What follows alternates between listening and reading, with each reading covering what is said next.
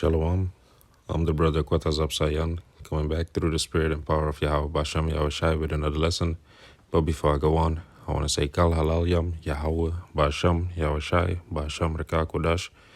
Double honors to the elders and apostles of Great Millstone for teaching us this truth and who rule well. Peace and citations unto the Hakim that is spread around the four corners of the earth, spreading this word in sincerity and in truth. Shalom to the elect of Israel. Gan Hakim. So today I want to talk about the situation that we're in, the situation that the government is creating, and ultimately these elites are creating, actually. So with the situation in Holland right now, or across the world, but I'm going to speak about Holland, the situation is now that you have no more than a couple of people can be in the store at a time, because otherwise they're gonna get fined. The smaller stores. It's no more than, I believe, 3 or max 5 people that could be in a store, or else they have to pay 4,000 euros fine for breaking that temporary law that they came with. So what this is causing, it's causing for an influx of the profit of these small stores. If people see a big ass line for them to go to their local convenience store, and if they go further up in the bigger stores, in their more commercial stores, then they see that there are no lines over there, they're going to choose to go in those stores because those are bigger. They have more cashiers, they have a cashless way of paying. Then they're going to go for that choice. So the smaller stores are going to tumble down and fall. And even the bigger stores now, still you have to be with a shopping cart. They have all these type of rules that they have all these lines that people are supposed to stand behind. It has to be 1.5 meter distance of each other. So we all have to think about not spreading the COVID-19 and flattening out the curves, shit like that. So all these rules that they are pushing upon these people and on these stores is going to cause them, it's going to cause for an influx. It's going to cause for them to not make as much profit as they used to, and they have to take action. And what's going to be that action? That action is going to be upping the prices of the products, because if they're not selling as much products as they used to, they still have to pay their employees, they still have to pay for the transport, stuff like that. So these smaller stores already, they have been choked out, and now you have the medium stores that are going to be, so those smaller stores are not even going to exist. So the people that wanted to go to the smaller stores have to go to the bigger stores. They go to the bigger stores now, and what do they see? They see that the prices are increased. You have a influx, and that influx is going to cause inflation. Let's go to inflation, which ultimately is going to go into a hyperinflation. But let's see. In economics, hyperinflation is a very high and typical acceleration of inflation. It quickly erodes the real value of the local currency as the prices of all goods increase. This causes people to minimize their holdings in that currency, as they usually switch to more stable foreign currency, often the US dollar. Prices typically remain stable in terms of other relative stable currencies. So an inflation is when prices go up even more. Let's click on that. Inflation. In economics, inflation is a sustained increase of the general price level of goods and services in an economic over an Salachya. Let me read it again. In economics, inflation is a sustained increase in the general price level of goods and services in an economy over a period of time. So the price level of goods is being increased. When the general price level raises, each unit of currency buys fewer goods and services. So ultimately, the prices are getting higher and you're going to be able to buy less with the same amount of currency that you have. And what does that go into? That goes into inflation. And the way this is going to go, we believe in Great Millstone, it's going to cause a hyperinflation, because all these other stores are going to be gone. The ones that would keep the currency still stable and afloat. But now instead of going to 10 stores, you can only go to 2 stores, and these 2 stores are going to up in their price, and then you can't go to any other store. So those 2 stores are your only way that you can buy food, and ultimately that's going to go into the famine, which famine means a shortage of food, because people are not going to be able to afford buying food, because the prices are way up there. So these are prophecies that still have to come to pass, because nowadays everything is about the COVID-19, but this is this is going to happen after the COVID-19. These are one of the, how should I say it? This is one of the products of COVID-19, because you have the COVID-19 itself, the coronavirus, but still it reaches out to all other type of aspects of this society, and it's gonna cause hyperinflation and famine.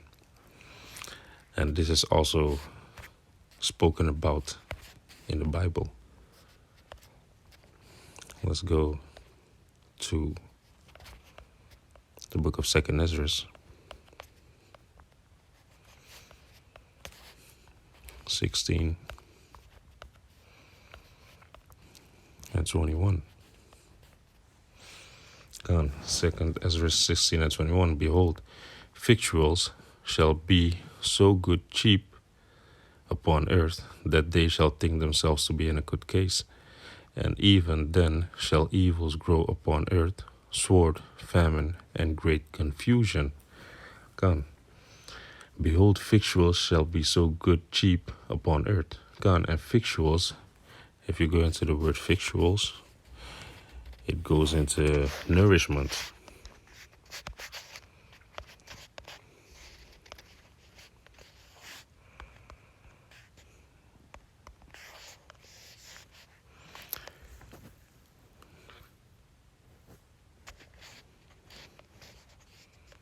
Salachya.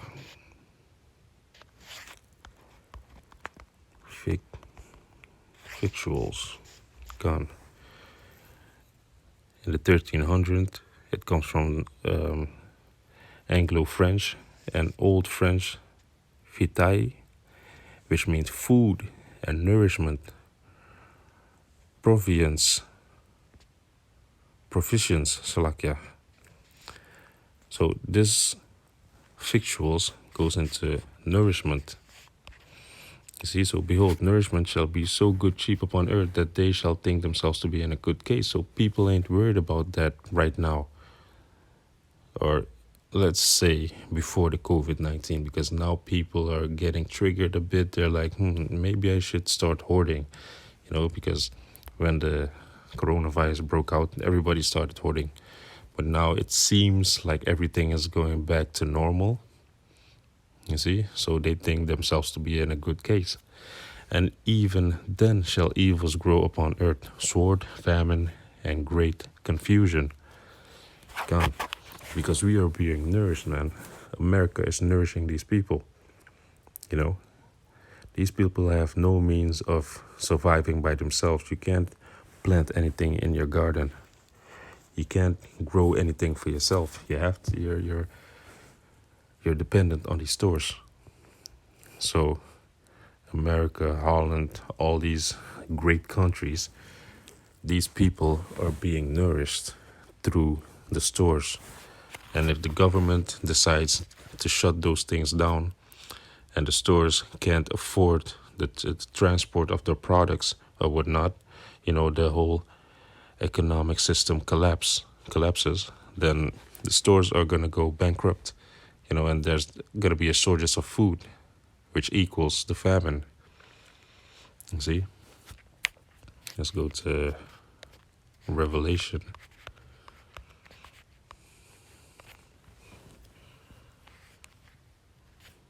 Revelation 12.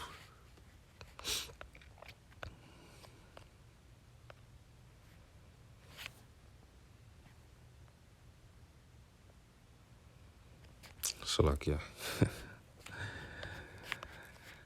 Here, 12 and 14. Going to the Spirit.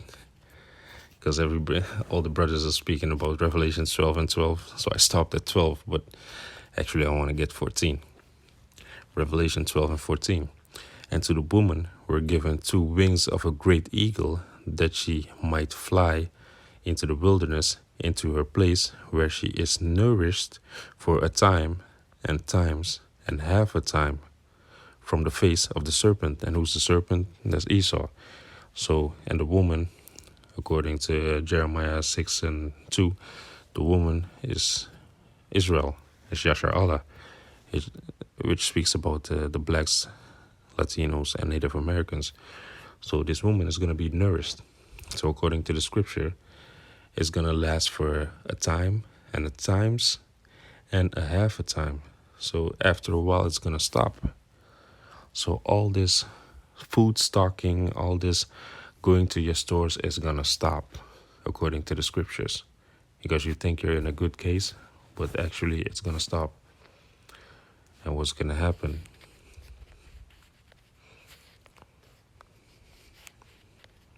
Salachya.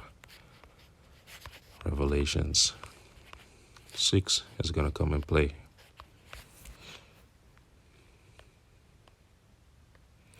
It's Revelation 6 and 8.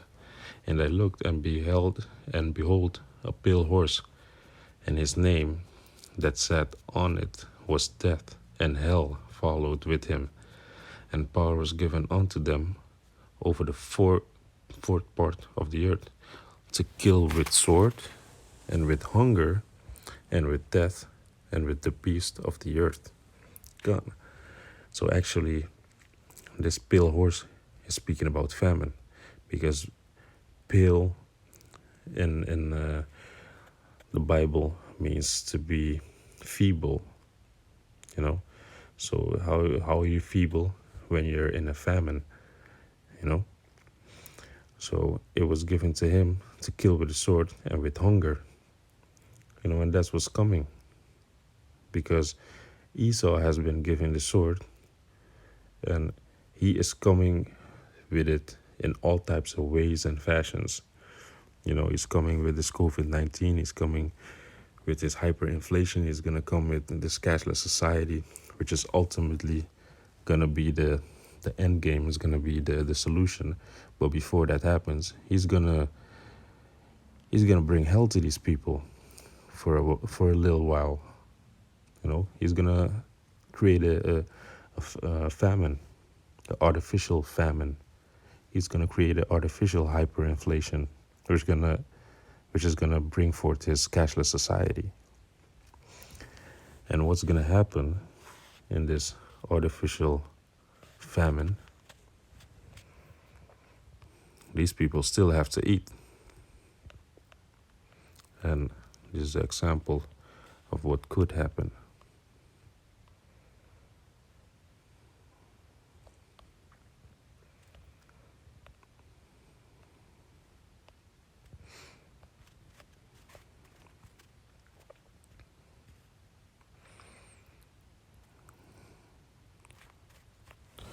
Salachya.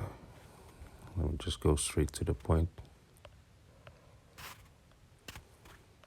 This is Lamentations 4 and 8 from Salachya. Now let me just read the whole thing. Lamentation 4 and 8. Their visage is blacker than a coal.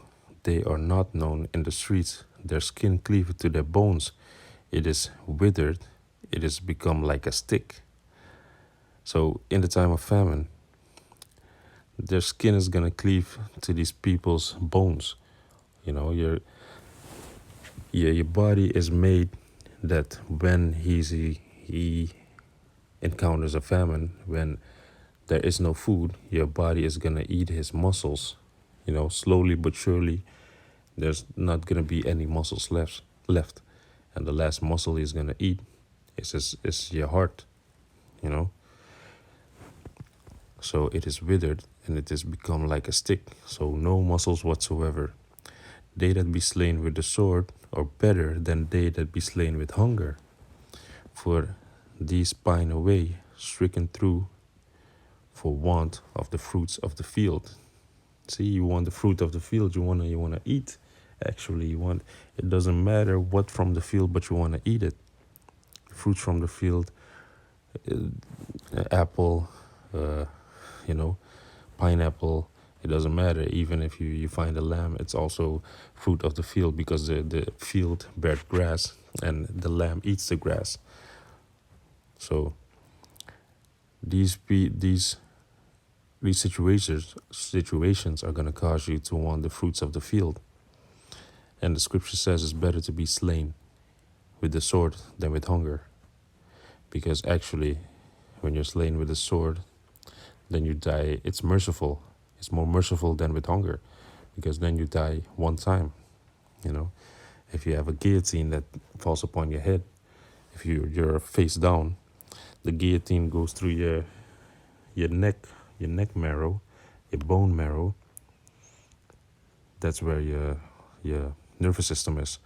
So it cuts straight to your nervous system, so you won't feel a thing. If it cuts through your nervous system first, then after that you don't feel anything.